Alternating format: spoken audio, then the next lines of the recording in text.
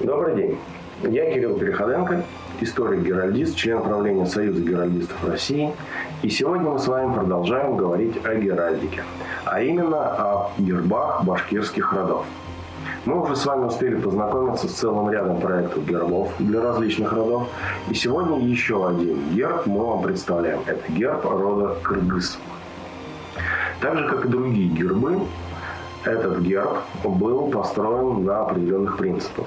В первую очередь, он соблюдает все правила геральдики, а также, как и другие башкирские родовые гербы, герб рода Кыргыз был основан на той символике, которая уже существовала в истории рода, которая известна, и поэтому она бережно сохранена и внесена в герб. А именно, собственно говоря, традиционная символика у многих башкирских родов восходит к народному сказанию Дафтар и Чингис-Наме. Это же справедливо и для рода Кыргыз. Согласно преданию, основатель рода получил знаки от самого Чингисхана. И сказал Чингисхану Калдарбию, как говорится в предании: «Эй, Калдарбий, пусть твоим деревом будет сандал, птицей голубь, боевым кличем орал». Таким образом, мы видим, что в гербе помещены и древо рода, это сандал, мы можем видеть его ветвь, и птица, голубь. Но помимо этих двух основных элементов есть еще боевой клич, девиз, который помещен на ленте под гербом.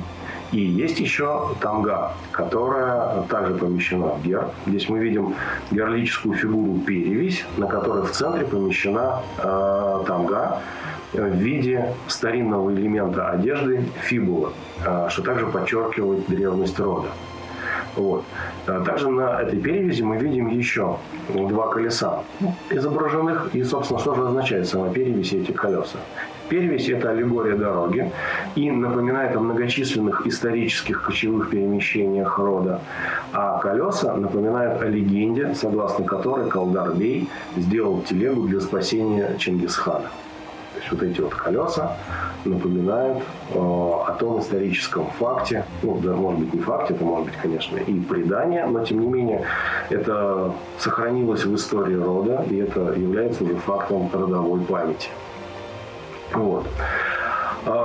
Собственно говоря, герб также, как и другие гербы, дополнен бессословным шлемом, традиционным элементом герба. Здесь использован старинный башкирский шлем.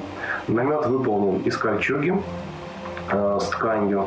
Кольчуга – это еще один традиционный элемент башкирской символики, которую